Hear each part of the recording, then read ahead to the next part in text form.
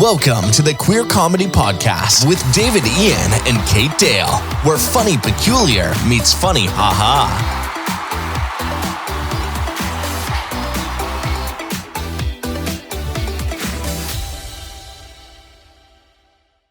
Hi everyone, welcome to the Queer Comedy Podcast. I am David Ian. And I'm Kate Dale. And this is a new monthly podcast that's going to go alongside a brand new comedy night that we have started called the Queer Comedy Club.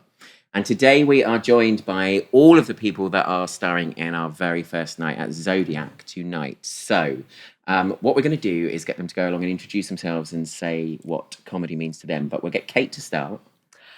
Yeah, so I've said I'm Kate Dale. I don't do that again, do I? So I think I got into stand-up fairly recently, 2 or 3 months ago, and I think it's come out of a long love of showing off and grabbing microphones, but also it's been a really helpful and good way of, I think, being out and proud about my sexuality, which I only realised fairly late in life. And I just love comedy generally. I was a big stand-up comedy fan before I started doing it, but for me, I think it's actually really helped me process things that have happened in life and, like, use comedy from that point of view. We are really funny, though. We're making hilarious. it sound like TED Talks. We are. Right, let's start at this end. Hello, so I'm Matthew Ali, and I started in around March, so 4 or 5 months. And I started comedy because it really, really scares me. And I think I tend to gravitate towards things that make me very comfortable. And this does not make me feel comfortable. What a great reason to do it. Yeah. Amazing. Next. I'm Ben Pollard, and I started comedy because I wanted people to clap at me, but I can't really dance or sing, and I'm not going to get pregnant. So I thought... Hi, I'm Sallyann Fellowes, and I got into comedy by accident, but I basically, whenever I saw a microphone on a stage, I just wanted to go and say something in it, so I just thought, I'd give it a try. Yeah. My name is Jeremy Topp. I got in comedy for the dick. No, how's that working out for you? It's amazing. I honed my comedy skills at high school because I was trying to not get killed. So I decided to put it on stage and keep going with it. Hi, I'm Michael Cumes. I got into comedy for attention and revenge. Because you were given a comedy name, so you had no choice. I had no choice. People have been laughing at me my whole life. So. And I'm Roisin McCallion, and I got into comedy as part of a research project. The funnest kind of comedy. History. You can listen to our other podcast, Mediocre Gay, the podcast that Roisin has been on, and she'll explain the full details of that. I actually got into comedy because all of my friends at the pub were like, "Oh, you're really funny, you'd be great on stage," and I was convinced that I would be terrible. And in the end, I was like, fine, I'll do this comedy course just to prove to you how bad I am. And as soon as I stood on stage, I was like, oops, I really love it. Really love it. Yeah. Most of the time. Some of the time. Actually, no, yeah. It's very much a battered wife situation, I think. Stockholm Syndrome, I think we could maybe call it, better than battered wife, Okay. I think.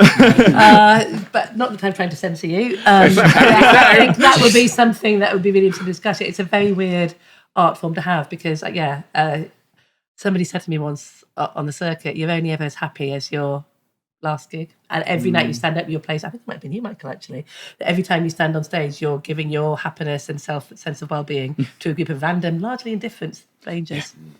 So I guess we should just touch on why we started the Queer Comedy Club. So we had a bit of a discussion, Kate and I, and we were very much like a bit bored of mainly performing in straight places where we felt like the vibe is just very different for us. And it adds an extra layer, and we really wanted to go somewhere or create something that we could really lean into the queerness of what we do and perform for other queer people, but also try and create a bit of a platform and alongside that a community for other queer people doing what we're doing. So if you are a queer comedian, we have set up a Facebook group, which I should have checked what it's called, but I think it's called the Queer Comedy Club Community, It is called that. I think, on Facebook. So you can join that. And we've got a couple of nights and bits and pieces like that. So that's why we set it up. And the very first launch gig that we did was just a tiny little low profile thing where we performed at Milton Keynes Pride, which was very exciting. And a number of us here did that, which was very exciting. And then we've got the launch of our regular night, which is monthly from September at Zodiac Bar. and then an open mic night that runs monthly at John the Unicorn down in Peckham. So loads of opportunities if you're a queer comedian to get involved, and if you just love comedy or you want to come and like laugh, loads of places that you can come and do it. And hopefully that will be a really special and safe space as well, where, especially with the open mic night, we can try new material, maybe go further than we perhaps feel comfortable doing open mics and things in largely straight spaces, because although we will all have very different experiences and things, and it doesn't just have to be about being queer, but we'll all have had different experiences of that, we've all got that mutual support there, which is maybe slightly different when we're on more of a mixed bill in straight spaces. And I know sometimes I found that quite challenging, or not maybe as welcoming, and it's not blaming individuals for that, it's just different. I also, really, to be honest, really like hanging out with queer people. Well, yeah, we hate straight people. That's very much a personal thing. Let's start with that, David. While we're on the couch. Let's all talk about the things we heard about straight Do you people. know what it is? Just as you were saying that, I was reminded of so often before you started comedy, when you would be my bringer, we would be in a room where there was comedy going on, and I would be somewhere like not first in the bill, and I'd be just turn to you and be like, they are not my crowd. They're going to absolutely hate what I'm going to do. Yep. And there's this real added element to it where I'm like, I'm about to, like, for years, for decades, I've been like walking around being like, oh, everybody knows I'm gay and I wish they didn't know I was gay. And now I'm going to stand up in front of this group of people who, like you say, are largely indifferent about the fact that I'm even there. And my opening thing is about being gay.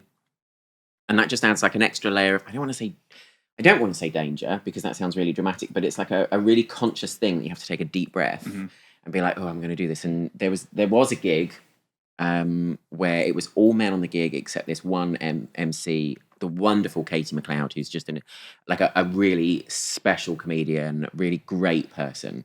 And there was 5 men in the audience who were really drunk, really aggressive. They'd been drinking for hours. Some of them had just flown in from New York, and it was a really unpleasant environment. And they were crucifying all of the other acts, and I felt really unsafe. And I went and spoke to her, and I said I didn't want to go on. And she was like, you should go on because it's going to be like this a lot, but I will be here just in case anything happens. And I slightly changed my set. And when I first stood up, I used a really offensive word to describe myself that begins with F, that I'm not going to say today. But I used that to really sort of like shock them. And I think what I was doing was making it so that I said the worst thing before they did, so that it then like made me take control of it. And I think that's really where like that idea of Michael's finding this hilarious. No. I was just trying to think of words beginning with F, which to describe you. Begins with fantastic. I was going to say Frodo, but like, it's just so offensive. But I think like that's really where I started to be like, I wonder if we could. Like, I don't want to have to be like that all the time. I don't want, like, when Katie was like, you need to get used to this because this is what it's going to be like. I was like, does it have to be, though? Does it need to be? Is that really what I want? So we thought we'd do this podcast that goes alongside it, where some of the comedians that we're working with that month could share some experiences in that. So with that in mind, let's go to Jeremy first. Hello. And so, Jeremy, I think we sort of touched a bit on this already, I think, in some of our reasons for getting involved. But how do you think being queer has affected your comedy and how you approach it? I realise that's a very difficult question because you don't know what it's like not to be queer, so therefore how would you know? But how has it shaped your comedy, do you think?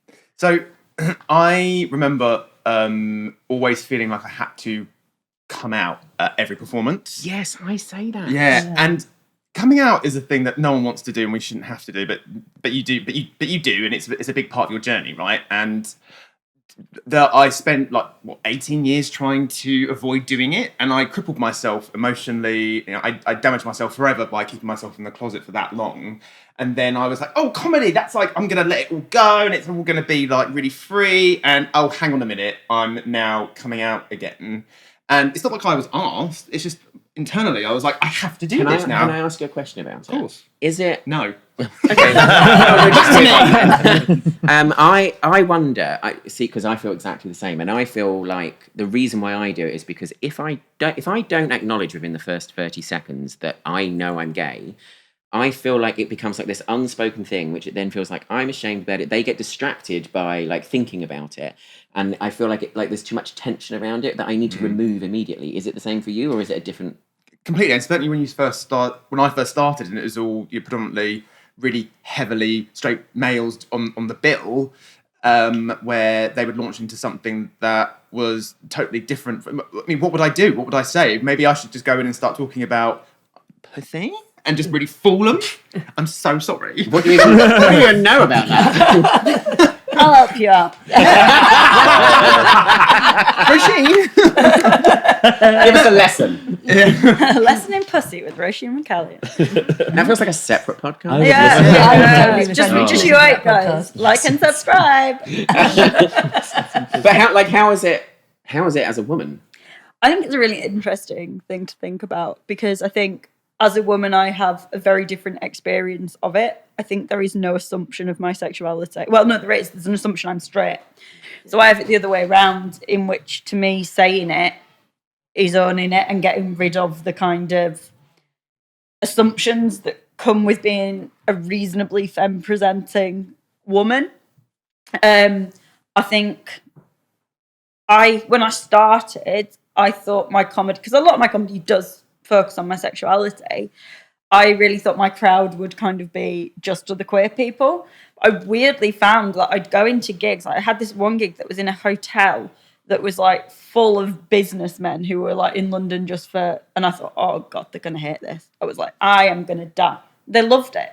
And I think that there is something in them that they think like, oh my God, it's a lesbian, lol. And actually my existence is quite funny for them. So it's a really interesting thing that I've also had those things where, like, I once had an MC at a night that was, like, honestly, the amount of stuff that had been said that was just, like, not appropriate. Like, loads of transphobia. Like, it was just, I nearly walked out. And I stayed and I did my set. At the end, came up to me and went, that bit that you do about men being on women looking for women dating apps, that's really important. And I was like, no, it's not. Like, I'm not the Rosa Parks of lesbians. I'm talking about the fact that I am a lesbian. But, like, I think there's this weird thing in that people think it's woke to laugh at me. So I have a bit of a weird experience around that. Yeah. See, I get it the other way, where I think if the crowd is too woke, they're like, oh God, we can't laugh at anal. Yeah, they can't. Which is ridiculous because it's inherently funny. It's the best thing to do. Isn't it? But it is weird because you do expect, like, you have that thing, I think, where you expect that certain crowds are going to buy it, certain crowds aren't. And for me, I just find, like, now I cannot read it at all. When I first started, I refused to play queer audiences, didn't I? I was convinced that I was only funny to straight people, and I was like giving them this weird insight into gayness that would be hilarious, and straight and gay people would be like, well, that's not funny because that's your everyday life. Turns out I got that completely wrong. Mostly straight people don't find me that funny, but occasionally queer people do. And still you keep going. And I plow on regardless. Very much like It is interesting, though, because I used to be there and I used to look at a bill and wait for people to come on and be like, please don't be a lesbian, please don't be a lesbian. Oh my God, I actually kind of fancy you, but I don't want you to be a lesbian now in your comedy, but afterwards you can be a lesbian. Like, I used to sit there waiting and be like, my only thing is that I'm gay, my only thing is that I'm gay. Did it affect you? So I used to make, when you could pick where you were on the bill, I would always be like, I'm going to have to go early because that guy looks really gay. I'm going to have to go before him. So the first time we ever met Michael, we were at a gig. We were sat behind him, and I hadn't seen his face, but there was this particular gig has images of the people that perform on the up on the stage, and he looked quite gay in the picture, and I was like, oh no, he's gay. he was sucking a dick. And I was like, oh no, and he got up. Drenched in cum. I love that picture. You wish, darling, you wish. And that's because David was sat behind you. Yeah, that's what it was. I thought I could feel it on my neck. Yeah. But he stood up, and it was really funny, and I was like, it was one of I did a really bad performance because I was really thrown off by this other person who I felt did the same stuff as me, going up and doing a really good job. And I found that very difficult. And so I think that's another reason for setting up the club is trying to, because I think I've had that as well. And because I talk and mine is all about coming out as bi, which also feels very generic because it feels like every queer comedian's first thing has to be their coming out story, which I do. Well, that's not what we all do actually, but I sometimes wonder if that's me being a bit reductive and derivative anyway. And so I have that thought, but there's something about setting up a club where we get over that and we support and encourage each other. And I think very much now, I mostly have, I think, because when you get down to the detail, actually the sets are completely different. They're just different takes on the same thing. When you see two straight guys talking about dating, they're not like, oh no, you spoke about dating and I spoke about dating. Well, that's the thing, innit? That's the realisation I had, that nobody's going to be telling the same story as me. things also when you're on the sort of like open mic circuit as well, it's like I'm really excited to see queer people on this set because they're going to be funny.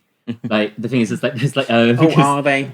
Most of them are going to be funny. I think queer people tend to be funny. I think it's also the same with like when women are on the comedy circuit as well. You just go like, oh, thank God, there's loads of women. It's going to be funny. Also, it's different. Like The I'm just MC bored of seeing the straight men. Yeah, the open mic night circuit is full of a lot of overprivileged straight guys who just don't know that they aren't funny. Like, I've come off and had I've had chats with. Let's just talk about how much it's. I'm going to make this a straight bashing podcast, whether you like it or not. I'm it on was board. just like it's like you just see a lot of guys coming off stage and being like, "Well, that was a good night." It's like you did terribly. You like not terribly, but like you didn't get very good that many laughs. Like how can because if you're thinking every gig is amazing, you're never going to improve because everyone does terribly. Then you go like, "Oh, I want to kill myself." Oh no, I'm actually going to just do better and write better jokes. And there's a lot of straight men who just haven't got the information. It's the overconfidence of a straight white man, isn't it? Oh, exactly. What about you, Matthew? Like, how does it work for you? As a straight man. As a straight man, how is your experience? That was a joke. Like, clarify that's a joke, right? I'm not straight. Yeah, sorry. Have you seen the nails? Yeah. The nails are fabulous, by the way. To be fair, do you know what? It's actually quite important for me to like have nail polish on because depending on, I think the way my personality is, it's quite fluid, right? So I think I'm mixed between like being quite masculine and quite feminine in certain situations. And so like depending on when people first see me, I do believe part of it is because I'm black, but maybe because I'm quite big sometimes and I play rugby that people think I'm straight. And I don't like that. We didn't the first time we saw you because you were dressed head to toe in a sparkly. You gave away today's outfit. No. Exactly, yeah. And I do those things on purpose because where we're talking about our identities, I don't think I can separate being queer with being black. I think I can't talk about one without the other. Yeah. Some people want me to, and some people say that, and sometimes I used to think, do I need to separate them, and I can't talk about it. But same as being a woman, people can see that I'm black, but they don't always see that I'm gay. So I do it as like this almost intentional thing. I like bright colours anyway, but I need people to know. And it is to disarm them. I need them to know that I'm gay straight away because then it will inform the rest of my set and I want them to feel comfortable to laugh at the things I'm saying. Yeah. Because I might say something that they think is... I get really uncomfortable when people say things that aren't related to them. I think the comedy needs to be informed by what your experience is for the most part, or at least somewhere around it. So if you're telling someone else's story, that doesn't sit well with me. So if I'm talking about gay things or being black, which are both the things I talk about, I need you to know that straight away. I honestly, I think that's a really important point. I've always felt like it's our job to tell our stories, and also we don't speak for our whole community. You just speak for your like experience, and then other people find a truth in that. I had a review for my show that I did, and the reviewer commented on the fact that there was lots of other queer stories, and I only really appealed to millennial white cis gay males, and that there was other stories that I should be telling. And I found the review really difficult to read actually, but when I processed it, I was very much like, I think that's entirely wrong. I think it's my job to tell my story and not to tell Sallyan's story or Matthew's story, for example. Like it's your job to do that. It's my job to help create space for that, which hopefully we're doing now, but not for me to tell those stories. But you might still find something relatable in the personal story that I tell. That's kind of how it works. So I think that's entirely right, because we have very different experiences, because people look at me and know I'm gay, whether I paint my nails, which I sometimes do, or not, whereas you are in the position where you have to do that for people to know. So like just the way we interact with the world on and off stage is different because of our different backgrounds and how we present to the world. And I'm interested in how this relates, because you do quite different set to what the rest of us do. You do absolutely hilarious songs. The moment somebody describes something as hilarious, it sounds like it's not, doesn't it? It's one of those words. It's like saying the famous actors. They are genuinely hilarious and brilliant, clever. Genuinely hilarious. Genuinely hilarious. I'm doubling down on that. Funny, I promise. You are We don't laugh, but you are very funny. I was going to ask, how do you... That's silent laughter. So, and I appreciate thinking about some of the content of those. They may not directly come from personal stories, but where do you get your inspiration? Oh God, that's such a rubbish question. God, bearing in mind what some of his songs are, where do you think he gets his I know. Pornhub.com, I think you'll find. .com, did I just say?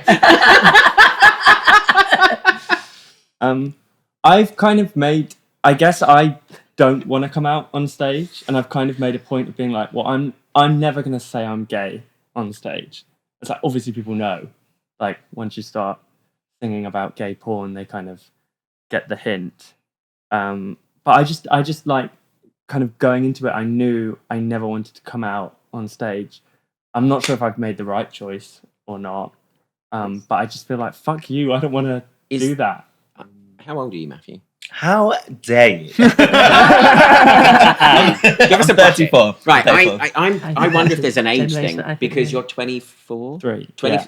So and you're, you don't have to say How older dare than older than 23. I'm older than 23. You're older than 304. Yeah. I'm 26, so I'm a little bit older. Yeah, you're. But when I was younger, like I used to wear, what I talk about this masculinity thing, I used to wear that with pride. When people used to say, I didn't think you were gay, I was like, yes, I've won. Oh, always. That's Yeah. a bit Yeah. of a thing with me of that. I mean, I talk about in my comedy that I used to be absolutely terrified of looking gay, and now I'm absolutely terrified of looking straight. Oh my Yes, God, exactly. Yeah, it is an interesting one, God isn't forbid it? About anybody should know. perception. Yeah. But there's still that thing about like there's that horrifying thing about like actually deep down inside sometimes you're like, oh thank God I don't look gay, like, and it's like it's awful, and so you have to retrain yourself. I do it with my voice all the For time. me, I have a bit of a thing where I really started thinking about it because a friend made a joke where she was like, oh, Roisin's biggest fear is people thinking that she's straight. And I was like, lol, that's funny. Then I started thinking about it a bit more. And I realized, so I'm from quite a small town in the north of England. And when I'm home, like, I will be considerably less openly queer. And there are things that I have a t-shirt that says dyke on it, and I love it, and I wear it all the bloody time when I'm in London, but wouldn't wear it at home. And I do think there's a bit of a thing about that of coming into a city and coming into a space where you're accepted with your queerness when you've not always been accepted with your queerness, of that you want to be more open about it because it's that space that you can, and that ownership of it because you've got a safe space to do it in. I think it's a really interesting thing. Definitely something about a hometown as well, though. Like, I purely picked my university on being as far away from my hometown as it could physically be. Oh, did you? Yeah, I Big went mistake. to Aberdeen. It was a big mistake. I went to Aberdeen University. Aberdeen's a beautiful city. Everybody should visit it. But it's like the decision was really based around I could go and be queer somewhere else. It didn't even matter that it was a city. I just needed to be gay where all my my mum's friends. The whispers. When I say this, there's somebody really specific that I think of as my mum's friends, and it's so unfair because they're such I was friends with them at school, with their kids, and my mum was friends with their mum. And for some reason, the thought of this particular woman knowing that I'm gay really horrifies me, even though obviously now she knows.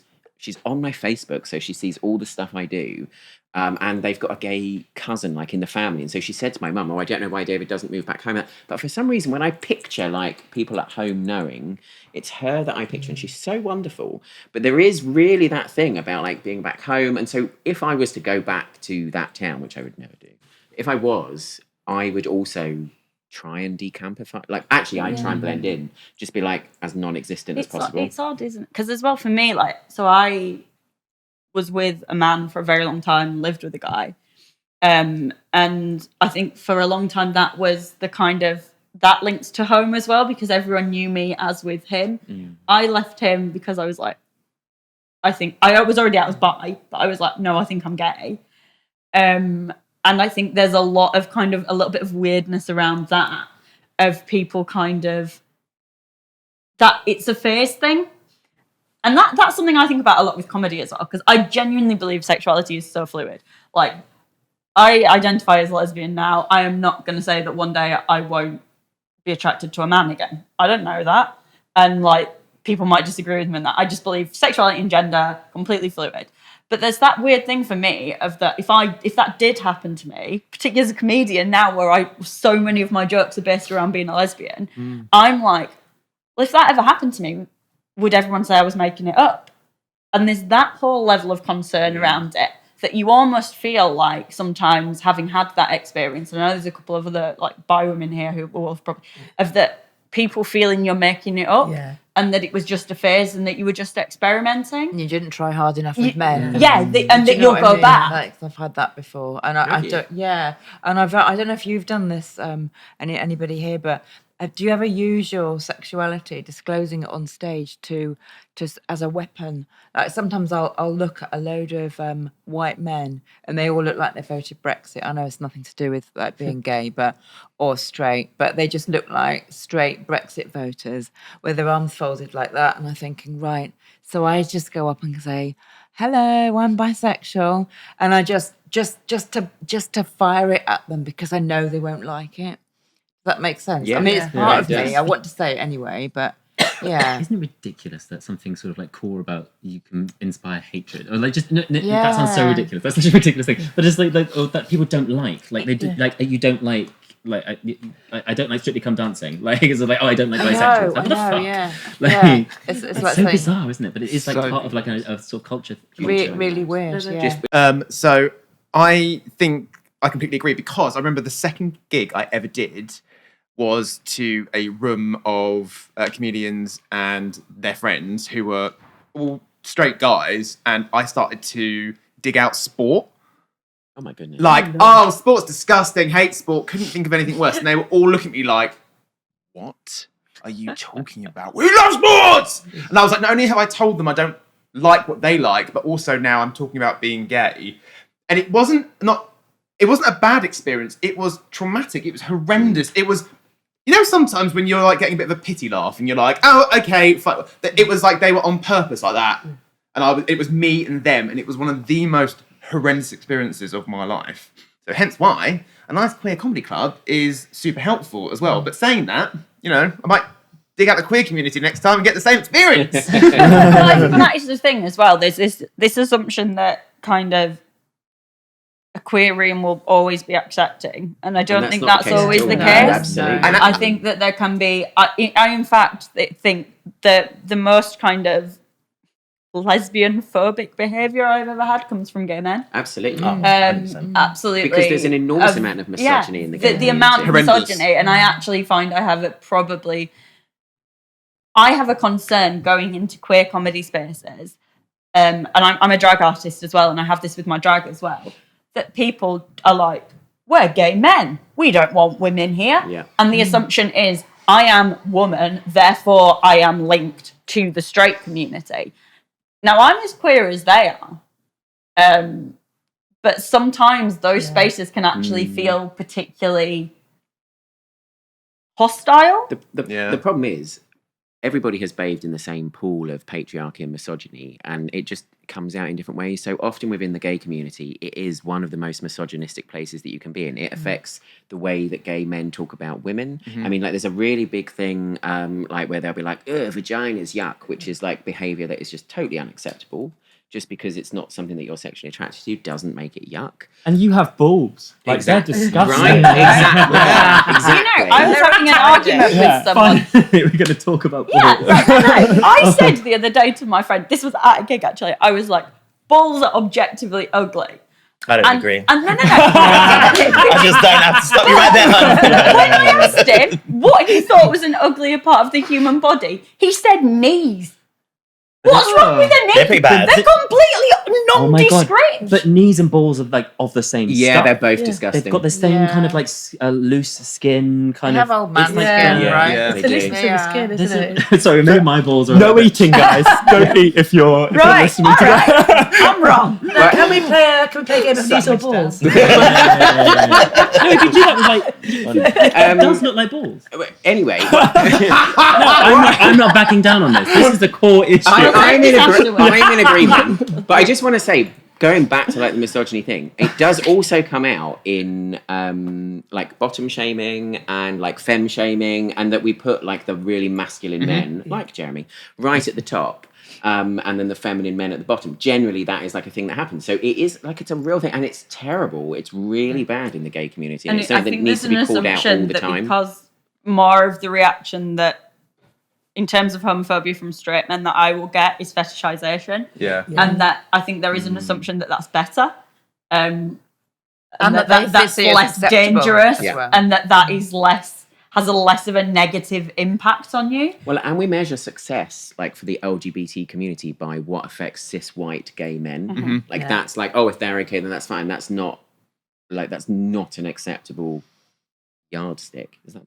I was having that conversation today actually with my friend because I said I was coming to this podcast, and I don't mind the word queer. I like it. I think it's a good catch-all. I both believe in labels and believe that we don't need them, right? I think they serve a function, right? He doesn't like the words, right? He's a little bit older than me, and he's like, I don't like it because way back then, it was used against us. And we had this whole conversation today, and he was like, well, what's wrong with the word gay? And I was like, well, that doesn't work for everyone. I don't know why you would think. He's like, it worked for us back then. Why can it work now? And I was like, there's so many other things. And then he's like, why am I forced to do this? And it's quite interesting that someone that I would see within like the same community, I understand that perspective, especially if it's been used against you. And I'm for or against reclaiming words for things like, I'm indifferent really, to be fair. But to not be able to understand why people want to use that word and to actively be angry that people were using it, I found really bizarre. Yeah, it's interesting because I always again, as I said, I use the word lesbian now, but I would always much prefer to identify myself as queer because for me, that's almost the beauty in it is the fluidity of it. It is that it's a label without a box. It's nice. It's freeing for me is the word queer. And I do a lot of thinking about it of whether I would kind of like to go back to a space where I just refer in those terms. But then the reason I think I stopped was because of that, because there were so many people that just didn't like the word or didn't understand the word. But then again, you're saying weaponized. When I was at school, gay was the... Yeah, that's what I was thinking. Yeah, it was like, it's also, that is also for all of us like a reclaimed word. Yeah. Like a word which is used to sort of like as a stick to... And see, for me, queer is just about taking the sex out of it. Queer talks about my whole lifestyle, whereas gay is like bum sex. It's more the sex side. Yeah, and of it just influences my entire life. It's about the way I live my life, who I interact with, and how I do it. And for me, queer was a troubling word for me at first, but I guess I've reclaimed it, and it's more of a catch-all, and it means it's not about sex. I could never have sex again and still be queer. I have queer sex. I have. It's just queer, not reclaimed at all. Yeah. It's just odd. It's just unusual. It's really weird. Knees. There's so many knees involved. Troubling. See what I do in my mouth. Knees. Suck on my knees. I want to ask Ben, go back to your comment, Ben, about you make that decision not to come out on stage. Yeah. And is that more of a fuck you to the audience? Or is it I don't see the need to and I don't see why I should, or why it's relevant, or...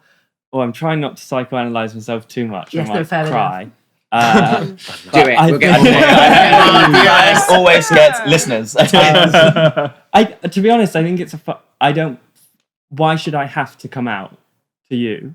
Yeah. And you're going to figure it out. But then I think the problem with that is my first couple of jokes never hit as well. Because like you said, there is that unease. So I think I am making a trade. But I'm also like, I don't want to... I've already come out. I'm not going to come out every time I'm on stage. We have to And come out it's your everywhere. work, isn't it? It's your art. I mean, it's going to sound so pretentious, but stand-up is art. We're all performing works of art and things that are expressing something about ourselves. So you get to say the terms in which you want to do that. So there's no one else saying, I don't want to do that, but that's absolutely... And it's not like you said about people choices don't know. and the right choice. There is People no right find choice. out. It's not like I'm hiding. Yeah. Yeah, it's a weird... Yeah, no, because I actually got told in a comedy course that I needed to come out I needed to come out really early because otherwise... And he was saying it from the perspective of like a very, very straight kind of masked man who was just like, well, you could be gay, but I wasn't really sure. So all these jokes you were making about like fingering or whatever, it was confusing, and I needed to be like, I needed to know that you were a gay man so that we could put you in that box, and then I could easily and happily laugh about you. And I think it's really awesome not to do that, and just take the unease about it. I am. When I do or joke writing with, and I get my partner to sort of listen to me, and he's like, "That's crap. No, that's awful. Don't do that." Sometimes he's like, "If you just took gay out of the set, how would that go?" And I'm like, "Oh my god, I don't know. I've never done it." Does everybody hear this all the time though? Like, oh, you shouldn't be doing. Like, have you got any stuff that isn't gay? To which my answer is no, because I write about how I interact with the world, and that affects my entire life. I think that is the thing, isn't it? Because like I do have a lot of content that lands exactly the same, whether I'm queer or not. Because my other defining characteristic is I'm very northern. But like, it is still, to me, that's still queer comedy because it's been told by me. Yeah. And I am queer, and that's a big part of me. And It's as just you your said, perspective on the world. That's why, again, I love the word queer because I think it's the way I view the world, the way I see the world, the way I go, gender, fuck that shit. Like, it's cool and it's who I am and everything I do is queer and like I really like that. That's going to be my response in future. Do you have anything which isn't gay? It's like literally everything I do is gay. Yeah. I am gay. Like if I'm going to be talking about the weather, I'm going to be talking about I like, take the weather a gay as a shit. gay. Yeah. Like, Let's talk about some gay weather. Hannah like, Gadsby, when she was doing Nanette, she said that in one of her, she's a really famous Australian stand-up who Nanette was like groundbreaking, and everybody should watch it if you've never seen it. It's incredible. But she had this bit in there where she was like the last special that she did on her tour. She had loads of lesbians come up and complain that there wasn't enough lesbian content, and she's literally like, I was on stage the whole time. I didn't leave. Yeah, it's exactly that. She's like, everything I talk about is lesbian content. Everything I talk about is queer. Like, even if I was just going to tell a joke about going to the supermarket, that interaction has happened in a way that is informed by who I am, and who I am is a queer man. So that's like, you can't get away from it. Yeah. If you take the gay out, then there isn't anything, because that's literally how you experience the world. And I think one of those things that I struggled with was comedy clubs can be quite datey for straight couples. Yeah. So when you realise that you're talking about something, they're like, oh, that's not our experience. So setting up something like this, I think's great, because we're going to have people who are like, oh, we totally get it. But also, I don't know if you find this with your queer friends as well, but like sometimes my queer mates are a bit scared to go to comedy clubs. yeah. 100%. I don't Oh know. yeah, Exciting, because but- audience participation Yeah. is about Yeah. humiliating you with the information that you have. Exactly. It's all too Exactly. visible, isn't it? Yeah. well, and also there's so much transphobia and homophobia Yeah. still Yeah. there on the circuit. Like, And you can't invite your friends in the knowledge that they might sit down and you don't know what's yeah, going to you be have to want Yeah. it. So it's nice knowing that you've got. I mean, not that I have also seen, as we've addressed, you can be queer and still homophobic or transphobic. You really, really can. But it is largely you're in a safer space. But it's also interesting because we're saying about people getting it and stuff. But like, I have no guarantee that anybody else's experience of dating is going to be anything like mine, because I have so many strands to my personality, and I think that's what makes comedy exciting and interesting. And like we were saying, how I used to be like, oh my God, there's another lesbian, no one's going to laugh, they're going to have done the gay thing before me. Like, no, because there's not going to be a lesbian whose life has taken the same course as mine. You know, and it's the complete, like, multi-layered elements of our being, that queerness is only one part of it. Yeah. And I find that quite a nice and exciting Yeah. thing. And it's now like, I love spending time with queer comics, because I'm like, well, you probably won't have experienced all the things I've experienced. But, you know, you're probably going to get it a little bit more. There'll be an empathy there. We'll There's be an like, empathy. yeah, that's the right Exactly, word. Yeah, that's that's the right word. the There's right an word. empathy with it. There's an empathy and an understanding. We can relax. Yeah. It's just like, Yeah. oh, fine, yes, whatever. Because it's I think also when on the circuit, there's a lot of times that I've seen where straight non-queer people, whatever we're going to call them, they don't necessarily even realise that what they're saying is transphobic or is homophobic. Like, I think there's an element where there's some people who aren't doing it deliberately, but they say something. I'm thinking very particular guy who's an older guy who tells a series of jokes about robots, and I think he doesn't actually realise that what he's saying is transphobic. But I think that's of all phobias. Like, no one intentionally goes. I don't know. I I mean, think- some people do. I think- active, like political, like most sort of like homophobia and transphobia is. I think the straight guys who are like, oh, I spent, you know, I'm on all the dating apps, or I had that one day when I was on Grindr, saw you on there, so just like, that's just Yeah, outright that's- homophobia. yeah. You think the concept of being gay is Yeah, it's hilarious. not- Like, I've that's heard just that so basic. many times. Yeah, but Yeah. that person wouldn't take it as intent, and that's Wouldn't the they? problem. Yeah, the intent isn't homophobia. The intent is a joke which they think is appropriate within but that's where it comes Yeah. from. So it's actually I mean, overcoming of this course, the whole, biggest crime with that joke is that we're all going to hear it like 3 times a week because they're all doing it. But. It might be crazy, but I don't mind that sort of stuff, just as long as it's smart. Like I because I don't want to go for like the easy wins. Although I think I'm pretty basic with my comedy, to be fair. There was like a thing that was going around the past couple of days where it's like, is there a line for comedy? And I do believe there is a line. I don't know what it is, but for me, I don't take offense easy to many things. I just need you to be funny. It needs to be funny. I just need you to be Yeah. funny. That's it. But also- and intelligent. And that's a big part of it, I think, is there was this real thing, and again, this is moving off queerness back to being a woman, but with everything going on in America, there was this week where every gig I went to, it had at least 3 men making abortion jokes. And I was like, you're not saying, and you could talk about what's going on now in a really smart and funny way, and I would be fine with it, but you're not. You're just making a really basic joke about knocking someone up, and it's not funny. And I think that is the thing. Be respectful of other people. Don't punch down. Yeah. And do it in a bloody clever way. But also being clever and being funny tends to be quite tends not to be offensive anyway. Yeah. Like no one's sort of like the offensive the that's what's frustrating is like if there was some racist comedians like, oh, he's really racist, he's really homophobic, really transphobic, but oh my god, just so clever.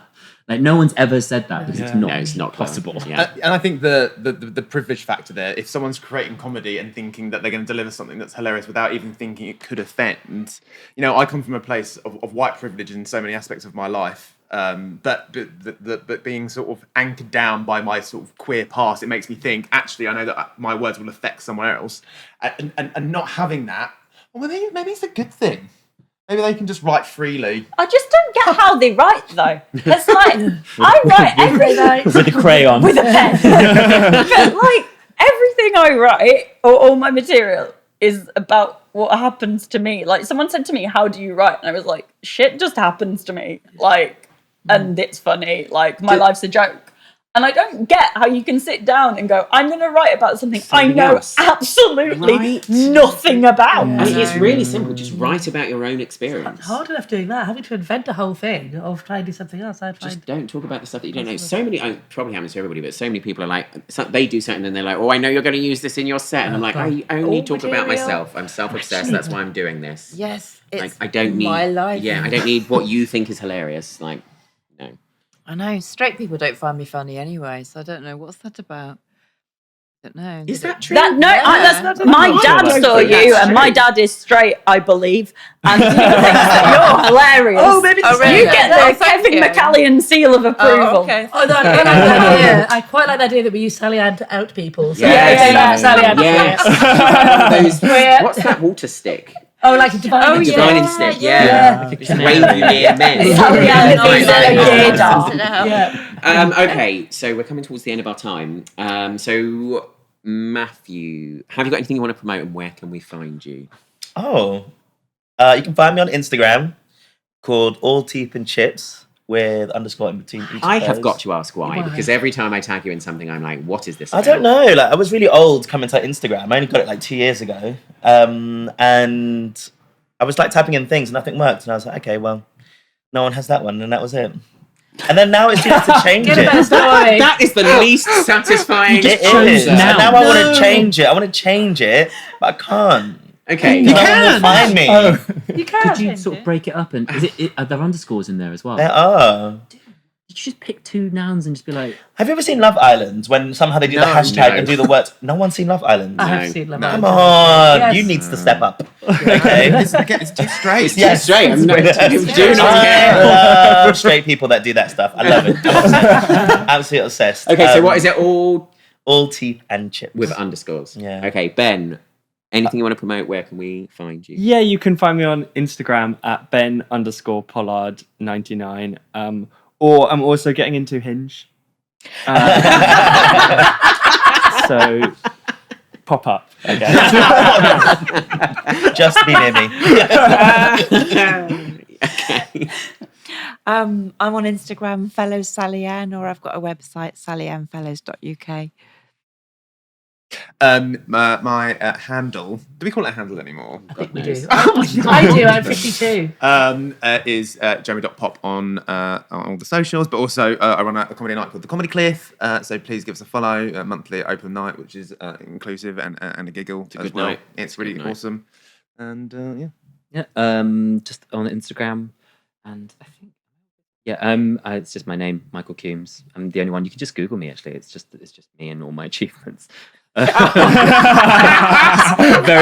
very few search results. And a urologist in Western Australia. Yeah, that's me. I can recommend the urologist. Roisin McCallion comedy on Instagram or roisinmccallion.com. And you've got Oh, a show. and yes, I have a show at Brighton Comedy Fringe on the 21st of October. So it would be lovely to see some of you there. And you can find me on Insta at KTS Dale. You can find me on Instagram at Mr. David Ian. Website's davidian.co.uk, which is also where you can get tickets for the Queer Comedy Club, which runs monthly at Zodiac Bar. And the open mic night is at John the Unicorn. You don't need tickets for that. It's free entry. And my show, Mediocre Gay, is touring around all the festivals and fringes. The next ones coming up are Watford Fringe on the 30th of September, and I'm also doing the Brighton Comedy Fringe on the 18th of October, and I'm doing Whole Comedy Festival at a date in November that I can't remember. I think it might be the 25th. David, I think all your promos need their own podcast. I know. Plus, Kate and I do have another podcast called Mediocre Gay, the podcast, which is great. Have a listen to that. Otherwise, we will see you next month. Thanks for listening. Bye. Bye. Thanks for listening to the Queer Comedy Podcast. Follow us on Instagram at The Queer Comedy Club. Check out upcoming gigs on queercomedyclub.co.uk. And don't forget to rate and review us to help others enjoy this podcast too.